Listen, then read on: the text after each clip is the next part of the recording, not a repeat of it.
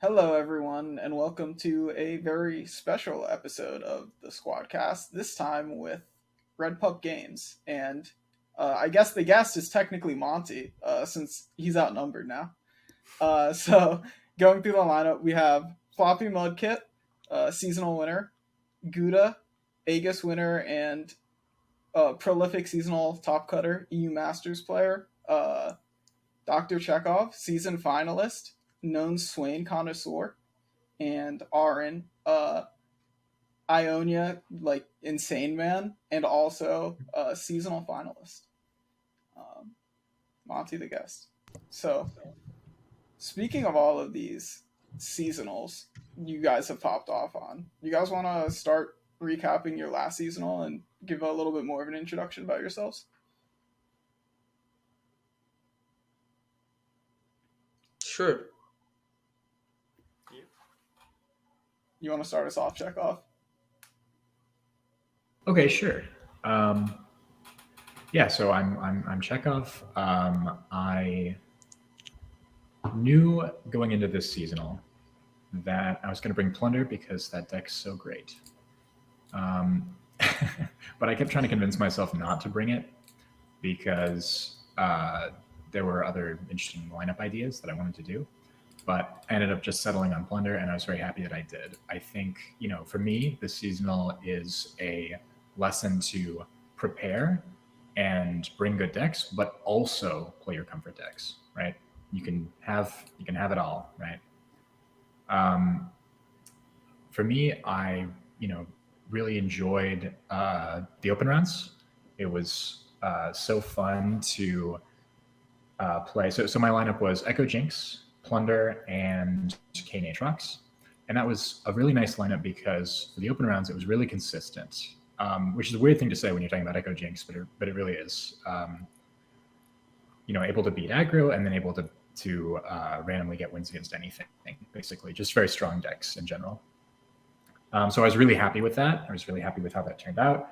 And then in Top Cut, we all decided, all of us who Top Cut, to pivot our lineups. And for me, I kind of knew that I was looking at an FTR plus Ravenbloom core because Teddy had played that core and I thought it looked really good. And it was actually in the Sentinels tournament. Teddy brought this lineup to the first week and I was trying to figure out how to counterpick it, how to beat it. I was like, it's literally impossible. I know they're bringing double FTR, but I cannot do anything except ban FTR and try to beat Ravenbloom. So with that in mind, that was the Top Cut strategy for me.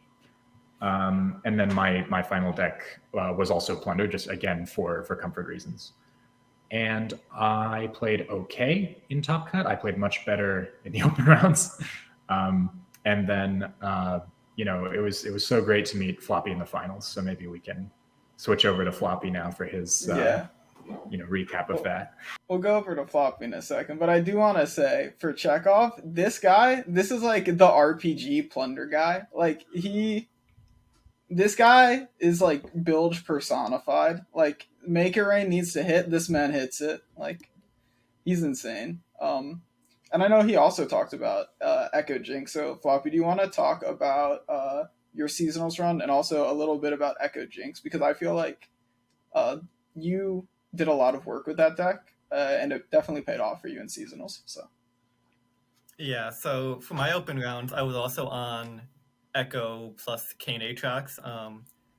I think like the entire team just decided those were like very consistent decks to bring to open rounds, and then I was like in between like bringing TF Swain and like a Daybreak variant as my third. I settled on Daybreak because I had some flock hands like the day before, and I just didn't want to have that happen in tournament.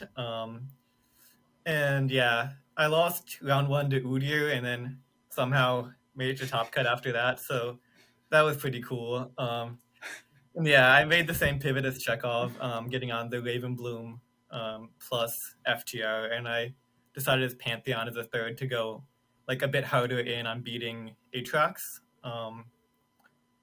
And yeah, it was pretty smooth sailing to the finals because nobody can ban correctly. And Like, yeah, as for Ekko Jinx, I think people are really bad at that deck, which is really weird to say because, like, I really only picked up the deck, like, a week before seasonals, and I don't know, people, like, play Forge Chief in this deck and get excited, and I don't understand it. So, yeah, I think I made, like, a very optimized list for the meta we're going into, and I think the entire team did pretty well with Ekko Jinx. So that was good to see. I think Monte, do you want to speak on that a little bit? Because I know, to the Ekko Jinx point, I know you got a lot of flack for a while about your Ekko Jinx list, and I think a lot of the ideas you were trying out is stuff that we ended up like taking and refining for our list. And I know you ended up playing the same list we did in seasonals come time. So Yeah, pretty much. I think Forge Chief is absolutely horrendous in that deck. It is just it has no synergy points, except for the Scrying Sand synergy point, which is I don't know. It's not worth it. You don't want to be playing a 1-drop on turn 1 unless it's your predict 1-drops. So it doesn't make or in Cat in some matchups if you already have like a Feral Presence or something. But when Ekko Jinx first popped up like a season and a half ago or whatever it was, I played a lot of it with Beast Llama, and we tested it, and we both kind of came to the same conclusion. Like, yeah, this is just an Ekko Jinx, like an Ekko list. I don't know why we're playing. Like, I'm just winning off the back of Ekko. I don't really know why we're playing Jinx. And it took me a long time for it to click that Jinx is just like your final end bit of burn. I was really adamant that 3 Voice of the Risen was correct for a long time, and then a day or two before the seasonals, I dropped my 3rd copy of Voice of the Risen for 1 Get Excited because I just felt like I wanted a little bit extra burn. I think that's like an okay flex, but I'm right there with you guys. Like, you really do want like either Rite of Negation if you're looking to play into FTR, which I realized I wasn't, so I cut it for Quicksand. And like Quicksand was something that I really, really wanted in the list from the get-go. I sent the list into the Wombat server. I was talking with Llama about it. I was talking with Pat about it. And like they were both like, no, like I don't like Quicksand. I don't like Quicksand. I'm like, I want Quicksand more than I want Rite. Like 9 times out of 10, Quicksand is letting me get a free time trick. It's saving my Ekko from a strike spell. It's doing all this good stuff that you want to do for a cheaper cost, and it doesn't give up an action. And like, if it's in your hand breaking out a Jinx, you can just cast it. You don't have, like, there was a game where I had Rite in the deck, and I literally just had to open attack with Rite on the stack to get my burn. And like, that just feels awful. It just feels so bad. But Quicksand, on the other hand, I could have held it, like maybe countered with it, anything like that. So I'm pretty happy with how I ended up on the list because my initial instincts were right. It is just an Ekko deck.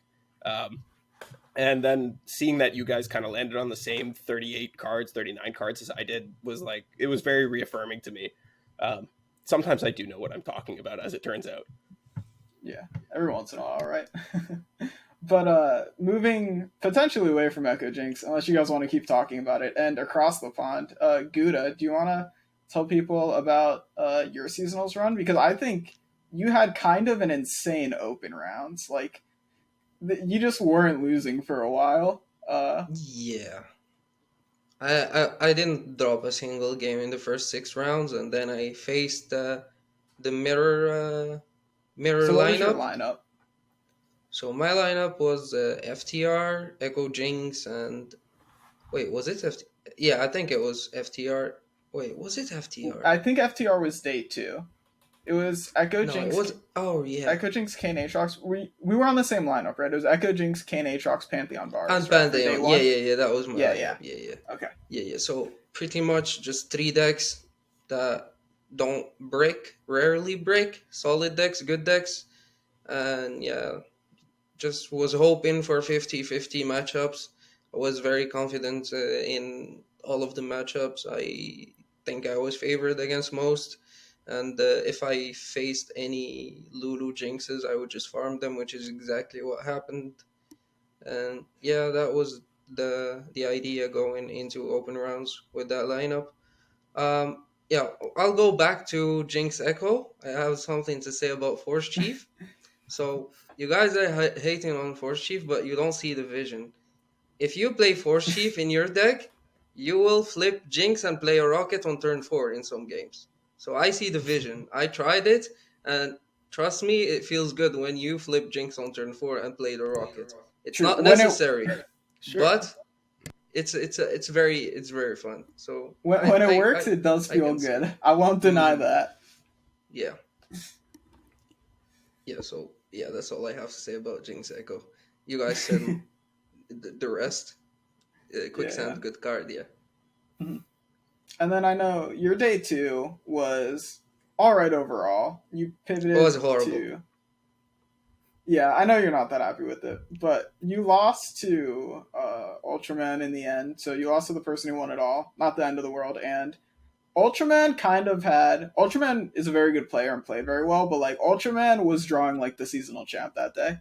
So Oh, I wouldn't absolutely. be too upset And at the end of the day. so I'll talk about my set against Ultraman. So I won the first game with Aatrox Kane very comfortably. The second game and third game, they both were my Pantheon games, and I have drawn triple Saga Seeker and a bunch of one drops both games against Noxus Control. No Pantheon activators whatsoever. Now, this does not anger me. What angers me is I could have potentially played it slightly better and maybe pulled out a win. So there is not much to say there. I played horribly on the top cut. I was having a chaotic weekend, and yeah, Ultraman deserved to win. He played better. He played more solid. So yeah, that's my top cut. Mhm. And moving on to Arren, last but certainly not least, you want to tell us about your seasonals run? Because I think you had an insanely impressive run, especially with just how crazy your pivot was. Like you even mentioned on Twitter, like a lot of these decks you haven't played or just like haven't played this season. So you want to tell us a bit about that? Yeah, I can start off with the open rounds. They were a bit rocky. I started off 0-1, and then I went 2-2, so I was like giga tilted. So I just kept playing, and like in between rounds I was playing browser games to let off steam. It worked apparently. So I got 7-2, and then I swapped to the Field Rush and Panthvarus because I thought those two were kind of obvious good decks. Beat Kane, beat Ekko stuff. And I wanted to be on the Raven, Bloom, or Swain as the third, but I didn't want to bring 3 decks I couldn't play at all, so I brought the Ekko Jinx as the third instead. Mm-hmm. And yeah, my lists were a bit wacky too, because I teched them super hard. Like you mentioned the Quicksand in Ekko Jinx. I was on 2 Quicksand, which is a bit iffy, because you can't run too many cards that don't have synergy with your deck. But You yeah, can't do that. I didn't brick on them, so who knows. I also was on GE because of Echoes, but I didn't face us. I thought maybe I faced one Ekko, I don't remember, but it wasn't that clutch. Mm-hmm. So you mentioned teching your decks really hard, and I think that's an interesting thing that can maybe lead us into our next conversation, which is kind of everyone's competitive background. And like teching decks and doing this is like a very like magic type of thing, right? Like sideboards, all of that. How do we get the most points? Like, am I okay cannibalizing what this deck is supposed to do to just make it beat what I want it to be? So do you kind of want to talk about what your background is in Magic besides that, and kind of what benefit it's been for you as a Runeterra player? Yeah, I played Death and Taxes a lot in Magic, and it's like basically a toolbox deck with only hate pieces. You know the SI card 3 mana Passage Unearned, that counters Field Rush. So basically a deck full of only those cards. So the idea was you had to build your deck correctly, otherwise you can't win a single game. But yeah, that was a fun deck to play. I had like a box with me to every tournament, and then I saw which players was at the tournament, and I knew which deck everyone played, so I picked up the right cards and built it. So I think Magic benefited me a lot in that deck building wise. Mm-hmm. And then, so I mentioned you're an Ionia player. Do you also fall in with a lot of the other MTG players where like blue MTG player now play Ionia, or you're just Death and Taxes through and through? I like hate blue players in Magic. Because like Death and Taxes farms blue players too. So yeah, like Stony Suppressor is a card that I really like in Legends of Runeterra. So like the mass is only cool when it can run that card. Oh yeah, this guy was playing Petricite Pillar and Fiora Vane for a little bit. In This guy Worlds. was Yeah. yeah. Like during won a the game World in Cup, there was Worlds. an entire like Stony Suppressor, Petricite Pillar stage he Yeah. was going through. I diffed someone in Worlds hard with Petricite Pillar. It won me a game. And I didn't draw it in another game, so it's a good card. Yeah, you can't argue with that. I mean, Petricite Pillar does some really cool things. I've wanted to run it in my decks at certain times. You've sold me on that. But moving on, Chekhov, you want to tell us a bit about your background? I know you have, not in card games, but you have a very impressive strategy game background. Sure, yeah. So I am a national master in chess. That's what I did like growing up. And I think that, certainly gives me some background, at least for general strategy games. It's funny because chess is basically like honest mid-range. You just play like one thing every turn. And I've always gravitated towards that in Runeterra, so maybe there's a reason.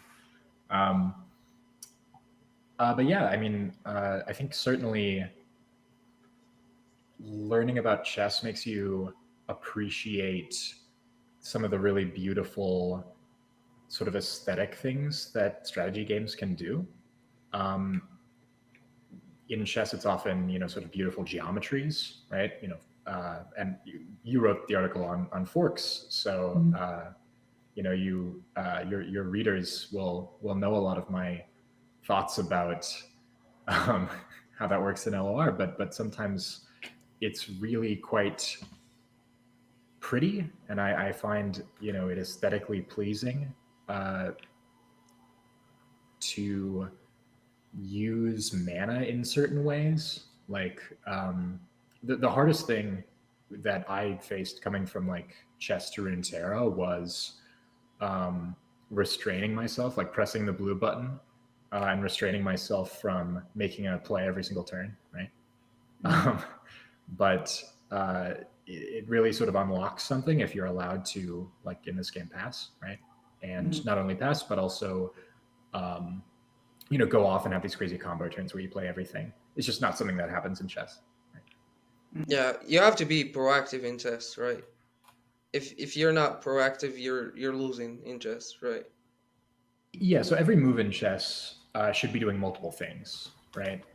Whereas in Runeterra, often you do moves are not the constraint, right? Actions sometimes are the constraint, but usually not. So you can do multiple actions, you can do multiple plans, and they can be not related to each other. Now, it's important to have like a consistent, coherent game plan in Runeterra, but not nearly as important as it is in chess. Yeah, one thing I've noticed, I especially noticed when like looking into and like doing the fork articles, is because of like how chess is gated by actions and a lot of what Chekhov was talking about. Once you start doing things in chess, you're a lot more forced into what you started doing. Whereas like in Runeterra, you're allowed to play in very flexible and open ways. And I think once you get better at the game and you start to look at very like top level players, you'll see how they all try and play in this way, where they leave themselves very open and they kind of represent a wide range of cards. There's actually a proverb about this in chess. Once you say A, you have to say B. It's like a Russian schoolboy proverb. Means a bad plan is better than no plan, essentially. And, like all proverbs, there's a degree of truth to it, and sometimes it's not true. But I've noticed that in Runeterra, my plan just changes every turn. So maybe that's why I'm better at decks like Plunder, where it's like, okay, well, we're counting to 5. Have a clear plan from turn 1, right? Mm-hmm. So Gouda, do you want to talk a bit about your competitive background? I think yours is maybe the most interesting because you don't really have like one game. You kind of just like move to a bunch of different things and just like are very good at whatever you touch. So like, you want to talk a bit about like yeah. what that's like? So I think I've never, no, not I think. I've never played a card game before Runeterra. I've just been playing uh, League of Legends, some FPS games, some strategy games. Well, they're completely different from Runeterra, but I've always had one approach that I always approach a game is just I play the game a lot and just try to get good at it by playing it a lot. And that's exactly what happened to Runeterra. I just played the game a lot and yeah, it just clicked. And I guess that's that's how my background from playing games a lot helped me play Runeterra a lot Just a and get true good at it. grinder. Yeah, just grinding. There's no Yeah. nothing interesting in there. hmm I mean, yeah, I can't deny that. Like, what, about a year ago is when you had like 2 accounts with like 1000 LP plus, like rank 1 and 2, in like the Sundisk Yorlin arm, or it was before Sundisk, it was Yorlin arms, right? Is that meta? Yeah. Yeah. Mm-hmm. So you are like the grinder when you're up Yep. to it. Yep. And then last but certainly not least, maybe gives it a little bit away in the name. FloppyMudkip. You want to talk a bit about your background? Yeah, so I used to play competitive Pokemon, the video game. Whenever I say that, they think I'm talking about the trading card game, but no, I played like the video game competitively, which a lot of people aren't very familiar with. But like, it's just Pokemon. Like, they do double battles, but like it pretty much is that. Like, there's tournaments for that.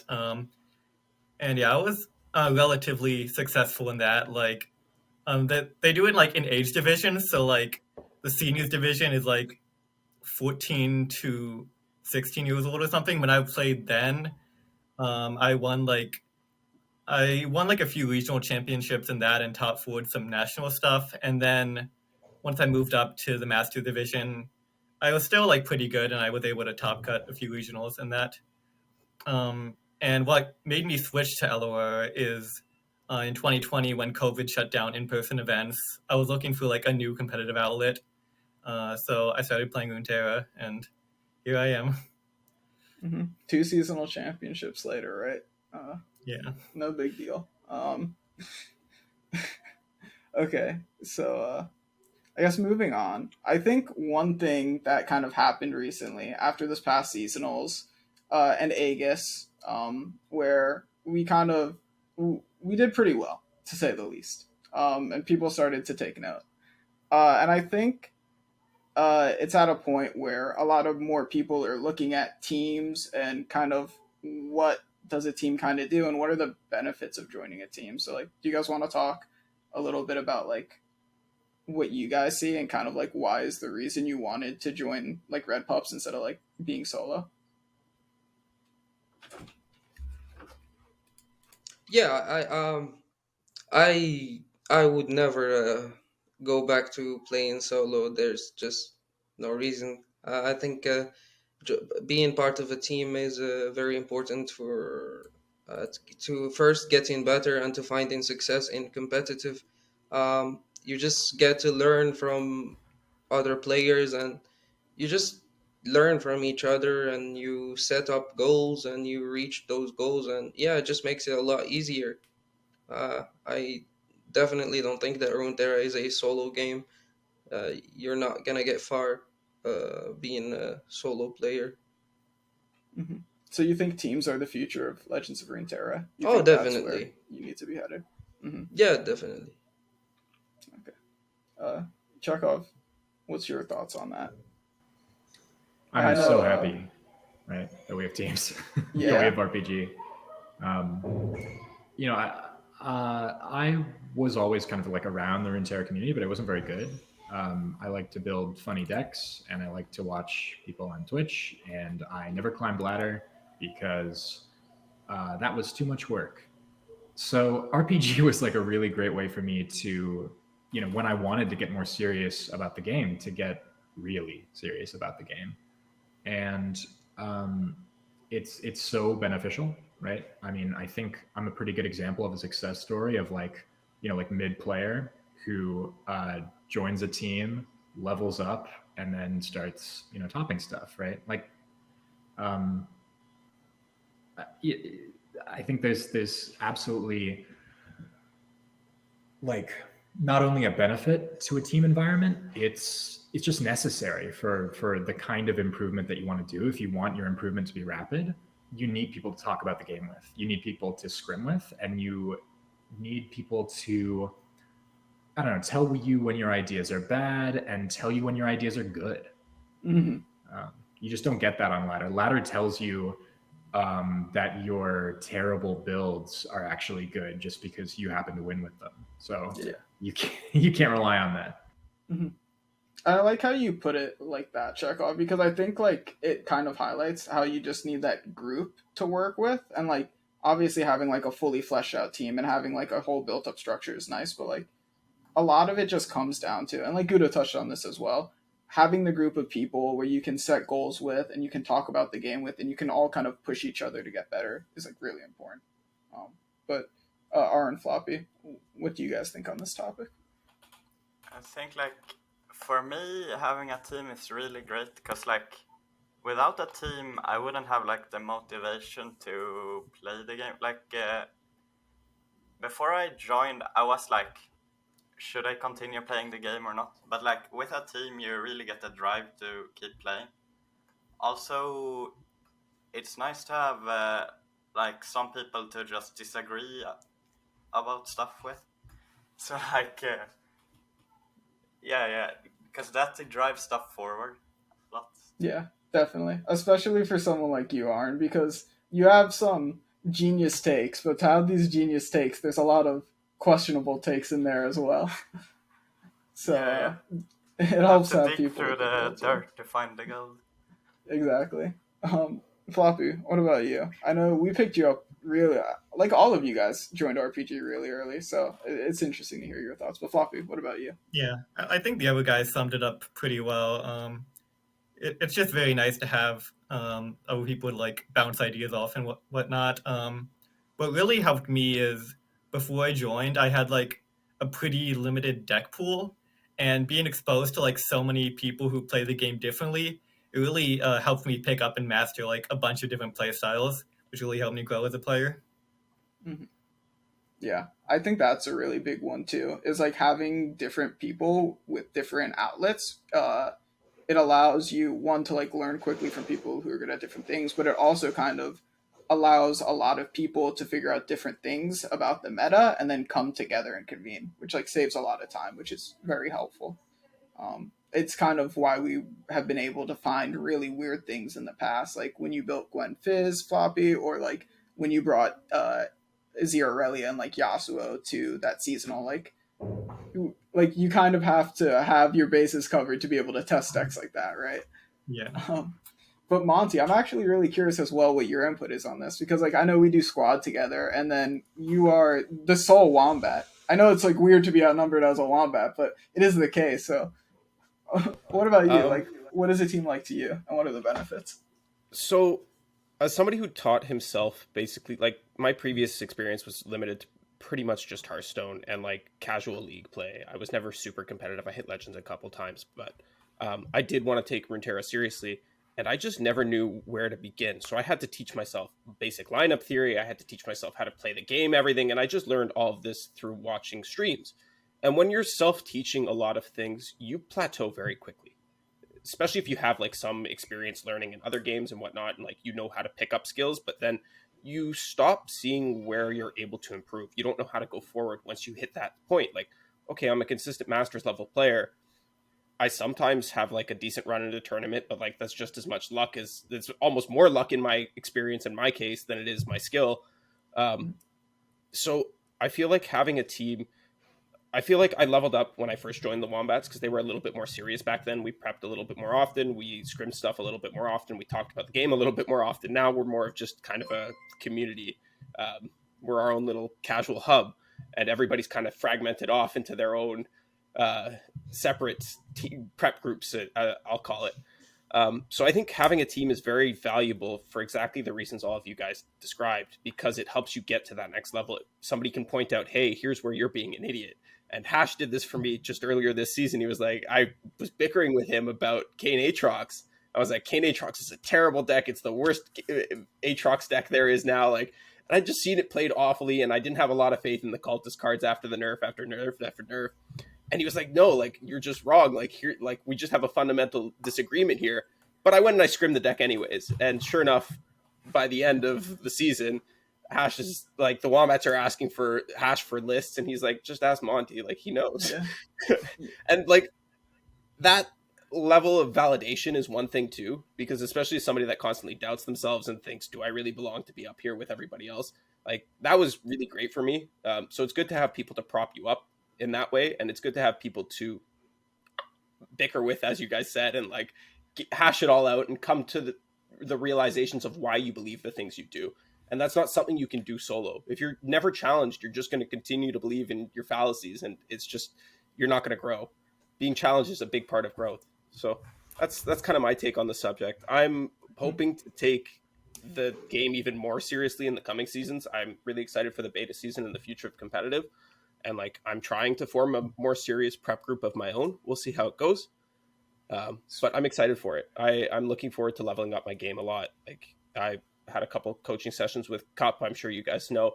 And that's been very, very beneficial for me as well. So I just think having that engagement with other players when you're focused so much on the game and on improvement as a group, it really helps all of you level up much faster than you would ever alone. Mm-hmm. And I think that's like really well stated, Monty. Just kind of like all of it. But I do want to kind of segue into our next topic, talking about how you kind of want to form this prep group. There's a bunch of groups forming. We have this new competitive season, new competitive format that's about to hit the horizon. You guys who are coming hot off of the seasonals toppings and win, like, what do you guys think about that? Are you excited for the competition? Are you excited for certain things in the new format? I'm just like curious to hear your take on all of it, because it seems like we're in a really big shakeup period for competitive Runeterra at the moment. Do you want to maybe start us off, Gouda? I think we might need to start off with someone else, because I still have not read anything about the new upcoming competition. Fair enough. This Gouda guy he waits until it happens and then he just does it big at whatever it is. Yeah, I'm just flowing, baby. It's a vibe. Arren, you want to maybe start us off then? Yeah, I love other teams starting to crop up. Like, it gives me more drive to be even better. They won't catch up, it's the mentality. Mm-hmm. Now, so yeah, it's motivation. Yeah, definitely. And then the new competitive format as well. That's just more motivation? Like, it feels like Runeterra is becoming more for serious, sure. Because it's like the seasonals felt like it was an outdated system, and like them not updating at all made it feel like they didn't care almost. But now, like, Ruben is super active in it, so I'm very excited to see how this turns out. Mm-hmm. Yeah, I think that's really well said. But now, Floppy, I'm curious what your take is on this, because I know we originally met on a different team besides RPG, when like teams I think were even less serious than they are now. And I think we're kind of in this phase where we're about to evolve in how serious teams are. So like, what's kind of your thought process on like how things have changed, and like your thoughts on other teams trying to like come up and like really build strong foundations to improve off of? Yeah, because like teams have always been around, but I don't think any of them ever took it very seriously until RPG started taking it seriously. So with this new rise of teams, like, it's going to be other teams who are looking to take it seriously, and there's going to be that spike in competition. What I'm most interested in is seeing like how many of them blast and how many of them are actually going to be able to push to the next level. Because I've heard about all of these different teams forming, and like I've noticed like some issues in how they're going about things. So yeah, time will tell, and we'll see how long they last and where they get to. Mm-hmm. I think that's a really interesting point to bring up, Floppy, because I think with a lot of these teams, and even with like the groups that have formed before, I don't think it's ever been a question about the quality of player, because like there's a lot of like good players in this game that want to get better and want to work with people and be collaborative. I think it's a lot about how you go about things and mindset and just like being willing to work with things and improve things over time. And I think that's something we've kind of shown, where like a lot of us were not very well-known players a year ago, but we've improved a lot. Chekhov, do you have anything to say on this topic? Sure. Yeah, I definitely agree with Arren's point that I'm excited for the rise of other teams that can challenge us, because my favorite thing in LoR is preparation against other teams. You know, I love Aegis, for example. Such a great tournament. Just shout outs to Red and Hirsch for running that. As far as Floppy's point about whether these teams are going to be able to like manage themselves, I think that's really important, because one of the things that I love about RPG is that we're all friends, but we have a structure, right? Card gamer, you tell me to play a deck and I'll play it, you know? That's my week. I will be doing that, right? And testing it and seeing, you know, if it's any good. Mm-hmm. And I wonder if you're setting up a new team, I think you have to institute a sort of a structure, right? Make sure that you're not just a group of friends who all play LoR together, that you're actually putting in the work and you're designating like this actually gets done, right? That's something that I have found really helpful in RPG, and that's my advice to any new teams. Yeah, definitely. I'm curious what your take is on this, Monte, because Wombats like has existed for a long time. I think, like you even mentioned yourself, the how serious it has been has kind of declined over time, and it's become more of a social thing. But like, what are your thoughts on more teams popping up? Because I think you can kind of argue that like Wobbly Wombats is definitely one of the like groups that spawned the first like initial wave of teams popping up. So I'm curious like what your take is on this being like so kind of OG in this regard. So when I joined Wombats, it was right before Random went second in that seasonal. And at that point, they claimed that they prepped a lot beforehand, and like I obviously wasn't a part of it, so I believe them. And I remember coming in and prepping with Random the night before the seasonal, and then he went on to take second in that seasonal, and like that was one of the best experiences I had. And then I had another coaching session with we did a VOD review with Yang, and I learned so much from that instantly. So I think that morphing of like a serious team to like a social club kind of diluted the pool. And then what really sparked the change was Aegis, actually, because everybody suddenly fractured into their own teams. So they suddenly didn't want to talk about what they were doing in our own groups. They all had their own little new Discord servers. And I think that then spawned the new wave, like you said, again, because Aegis just drove the competition to that next level. And I think this new wave of this third wave, I'll call it, second wave, I'm not sure.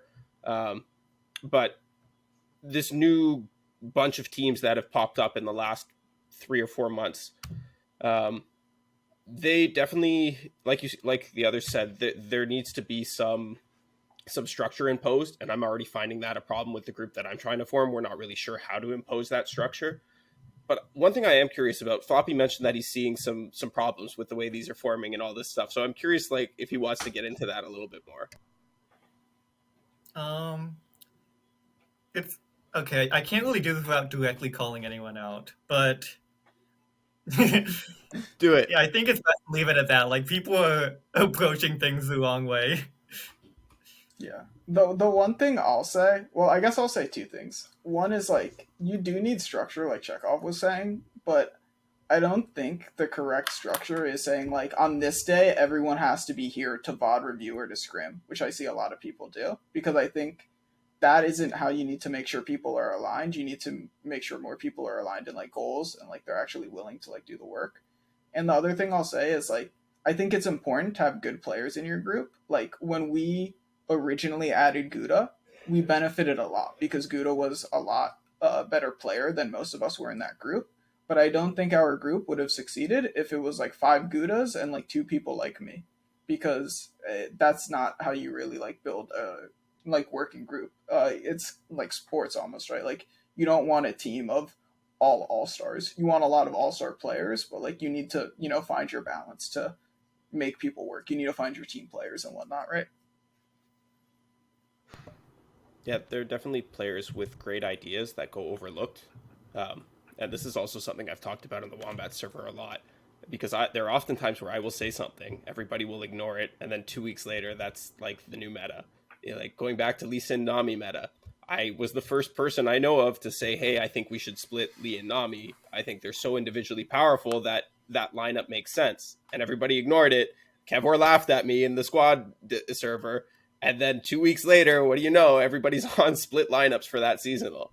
So yeah, I think it's important to like validate people and like take everybody's opinions into consideration. And that's like you said, Card Gamer, it's a balance, right? You can't just have all superstar players. Mm-hmm. What's up, Chekhov? You got something to add? Yeah, well, actually, on that point, Monte, one of the things that we've tried to do a lot in RPG is to provide feedback, regardless of whether it's good or bad, right? And one of the things that I'm trying to do more of even now is test bad decks and then tell the server, hey, this deck is not good enough. There may be one good thing about it, and I'm going to write it down here, right? And maybe if that, synergy ever pops up again, we'll notice it, right? But what you're describing is so common. People, if they don't think something's strong, they will just say, no, I'm not going to think about it. But one of the things that I really like that we fostered this atmosphere of, particularly with, some of the crazier things that, some of our members say, like me and Arren and some other people, and P-Tash maybe. We foster an environment in which we absolutely do say, yeah, that seems like a really stupid idea, but we consider it and we think about it and we bear it in mind, Mm-hmm. And we've definitely gotten some really great ideas out of it. Like, I mean, people will not say it, but Petricite Pillar kind of slaps sometimes. Like, there's definitely, like, when you're targeting in specific ways, like, the Petricite Pillar goes hard. And I'm kind of drawing a blank to some of the other, like, really, really crazy techs. But, like, another good example was, like, We Stand Together in old Aphelios PNZ was a card, like, everyone hated on, but, like, P-Tash found, and, like, the card was kind of insane. Like, you can kind of talk about that one, Floppy, because I know you were a little bit of a hater at first, and then you were like, wait, this card is, like, everything we need. Yeah, it turns out just having a 4th combat trick in Winding Light is kind of broken. Another one of my favorites was the, what's it called, like, heroic refrain? Heroic refrain. Yeah. Yeah. Heroic refrain and Whirling Arms. Yeah, wait, what's the Demacia card we played in Silver Auction? Oh, that was Hash. Yeah. That was Hash. I helped with that one too. We played Royal Decree in Silver Auction. Because it's like a burst speed unit if you need to do like the charger type things, or you can like challenge your quick attack unit as removal, or you can like challenge your Ruin Runner and just like go over a spider. It was so sick. Yeah, that was one of my favorites. Yeah. And it's just like stuff like this, right? And it's part of like you need to, like Chekhov was saying, you need to like foster the environment, and you also need to have the people on the team who like think like that. Like I'm not really the person who like thinks like that, and like without having these guys around, like I probably wouldn't have some of these like genius ideas implemented in my decks because they're not really my ideas. I just give some input on them. But I guess moving on from that, excuse me. Yeah, so we mentioned this a little bit, but we kind of have all gotten like notably better over the last year. I know like Gouda and Floppy, you guys were like known players. Floppy, I know we've talked a bit about this, and you say like you've had a big glow up this year, but Gouda, I don't know if you feel as much the same because you're just like still that man. But I'm interested to hear everyone's take on like kind of how that happened, and maybe we can leave the viewers with a little bit of information on how they can look to improve going into a new competitive system. Do you want to start us off, Gouda? Because I'm like really interested to hear yours, since like I feel like you were the most prestigious when you joined a year ago. Okay, so how to improve? The way I did it, I've already talked about this. I just played the game a lot. I did not even VOD review. I would suggest you VOD review your games. I think VOD review in one game is better than playing like 50 games. If you take like a good hour thinking about one of your games, that's a really good way to improve. I would say do not care about your ladder rank. Forget about ranked anxiety. Nothing matters. If you want to improve, that's all you need to focus on. Forget that rank exists. Just play, and yeah, and once when you improve, your ranking is gonna come with it, and yeah, results will show up. You just have to just focus on improving. Play the game a lot, obviously, and yeah, just try to VOD review. Maybe get a coaching lesson somewhere. Might help you get started. And really, there's no magic recipe. It's just hard work for me. It was just play the game a lot, and hopefully it works for you. Mm-hmm. I mean, you definitely played the game, Gouda, and like I can definitely attest to that, because like one thing I've noticed a lot with your play is like when you have been playing the game a lot, like your hand reads are like so spot on. You just like know what the opponent has because like you've played so many spots. You're like, it can be this, this, or this, and then you're very good at picking up information and thinking very logically through this what the opponent should be thinking through to deduce that. And I think you just do that very well, and it's a benefit of playing a lot. And like you don't VOD review, but I think you pay a lot more attention to your games than you maybe give yourself credit for. Yeah, for sure. You pick things up very quickly. Yeah, every game matters. Like I'm not autopiloting a single turn. Mm-hmm. Oh yeah, that is something we talked about. If you want to mention real quick, how you talked about the rope, and how like if your rope doesn't show up, you probably haven't played your turn long enough. Do you want to talk about that? Oh yeah. If you're playing in a tournament, maybe not in ladder or like in just casual games, but if you're in a tournament and you rarely see your rope, you need to see it more than 50% of your turn. If you're making misplays, trust me, there are some turns where I take the full time and it's not even enough to go through half of what I need to be thinking about. You're thinking about the whole game in one turn. You're not thinking about one game. So take your time and trust me, you will see a difference. Yeah. I'm not encouraging everyone to rope. Don't rope for no reason, but take it slow, take it easy, and please don't rope. Yeah, don't rope for no reason, but take the time you have allotted to you. I've seen, especially in Aegis, Gouda make some of the most insane plays after just like roping out most of a turn, and then he just does the most insane line I didn't even think of, and he wins the game off of it. It's insane. But I think you were trying to get something in earlier about this, Chekhov, if you want to say your piece. Yeah, sure.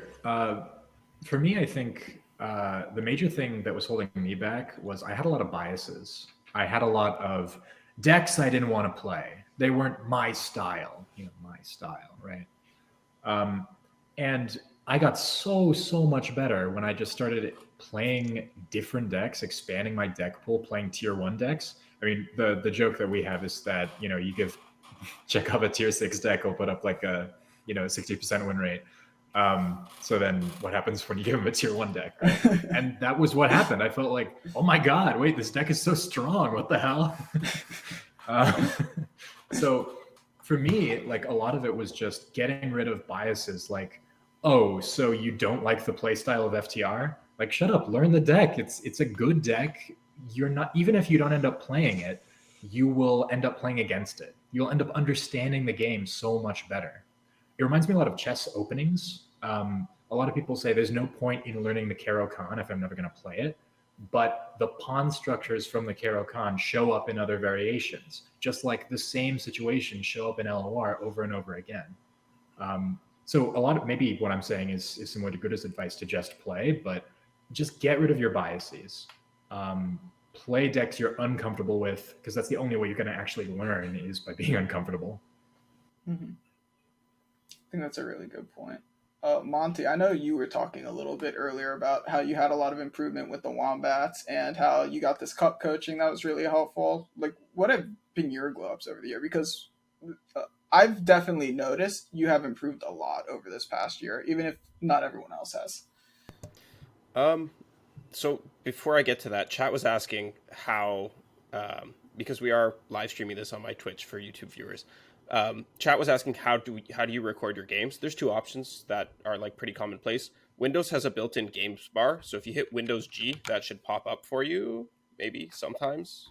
Maybe I don't have it on my PC. So that works. You might have to go in and activate it somehow. Oh yeah, it popped up. It just took a second. So Windows key plus G will do that. There's a built-in recorder there. Or you can download OBS and just record your games that way. So if you want to get into VOD reviewing and looking back at your own games, that's a really good way to start. But as far as my own improvement goes, it's a lot of what Chekhov said, getting rid of your biases and just playing the tier 1 decks. And a lot of what Gouda said, just taking the time to think out your turns a little bit more. Anybody who knows me or has watched my stream in the past knows that I play really fast. Like, I play really, really fast to the point where more often than not, I'm hitting the OK button and going, shit, I forgot about that.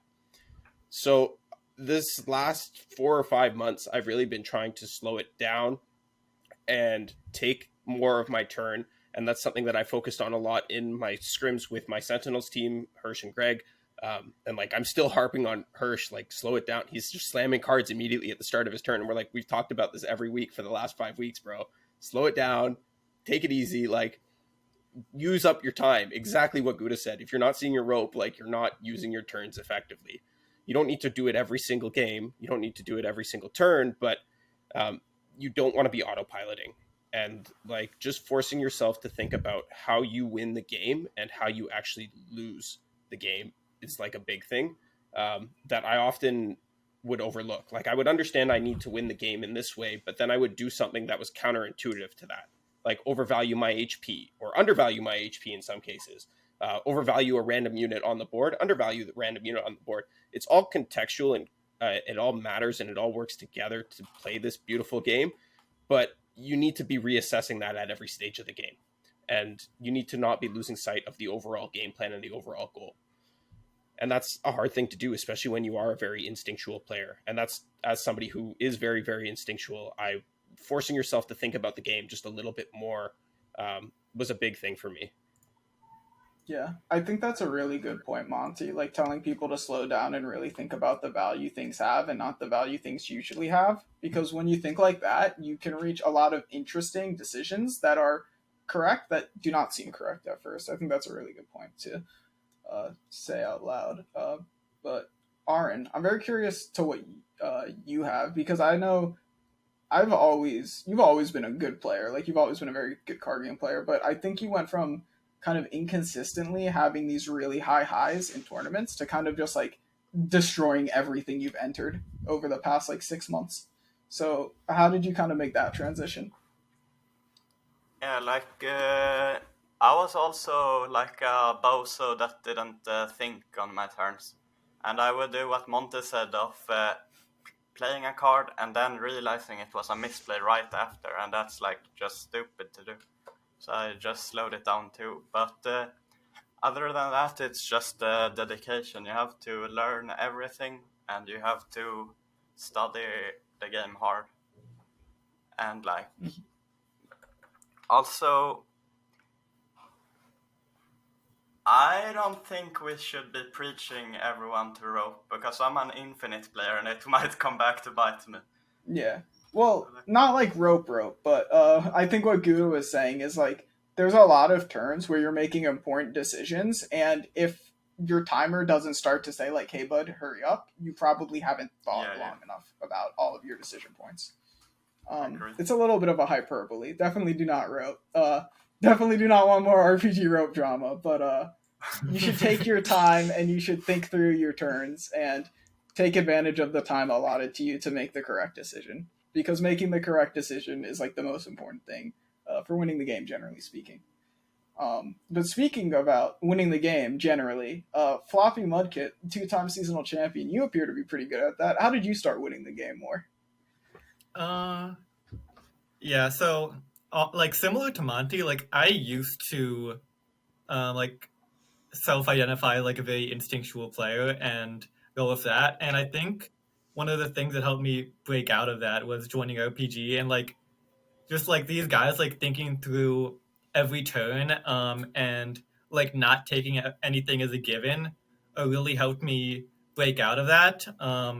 So now instead of just like doing whatever is right 90% of the time like immediately, like I know like what is usually right, but like you have to be looking for the spots where the status quo isn't correct, right? I think that's a really good point, and I think like everything everyone touched on is like really great, and it's really all kind of harps on the same thing, and it's kind of applicable to everyone, which is like you need to play more, you need to eliminate your biases, you need to be dedicated, and you need to like have an open mind about like how you think of all your plays and approach everything. And I think that kind of encapsulates a lot of what we try and do at RPG. But we've been going on for about an hour now. I think that's been plenty. So is there anything or anyone, anything at all you guys want to shout out as our very special guests? Floppy, start with you if you have anything. You know, shout out to RPG. Those guys are cool. Yeah, true. Shout out to us. Did you guys have anything to add, or go ahead and wrap up? Yeah, shout out to my boy Hash. Yeah. Yep, you got it. Hash Shout is out a to my beast. boy Hash. Yeah, Hash is a real one. Unfortunately, Hash wasn't on this episode. We love that guy, and we would have liked to have him on, but he's been on plenty of episodes before. We want to, you know, get the entire crew exposed and, you know, have the entire RPG roster kind of like have a voice to the face, because these guys, they kind of just play tournaments sometimes and that's it. But they're all very cool guys that, you know, are around the community a lot and are great people to look towards if you're looking to improve your game. That being said, Monte, do you have anything to wrap up with, or is that going to be it for today? I just want to give you thanks for hosting today and for bringing all these wonderful gentlemen to talk about the game and help me deepen my understanding of the game even further than it already has over the last couple of days. And I want to thank all of you guys for being kind to me and helping me level up my own game, because I know everything that goes on in RPG is kind of a shared collective. So even if you haven't necessarily individually spoken to me about my gameplay, the knowledge that I have gleaned off of Hash or off of Cup is coming from all of you as well. So I am definitely very appreciative of that, and I want to make that super known. Yeah. And thank you guys for joining today, because it's been a really, really wonderful episode. So that being said, thank you, Monte, for having us all on, letting me host this very special episode. Friend of the team, friend of RPG, Monte Cristo, everyone. And thank you to the rest of RPG, the guys who are on and the guys who are not. Thank you to everyone watching, and make sure to... is there a Mastering Runeterra tournament on the 11th? I think there is. No, it's an Aegis tournament. It's Aegis one. There's an Aegis Make sure you guys play the Aegis tournament coming up on the 11th. That's going to be next Sunday. And make sure you guys give feedback to Rube and Zoo about the competitive changes, so we have an awesome competitive. And don't forget to like, comment, subscribe. Yeah. Like, comment, subscribe. That's going to be it. See you guys.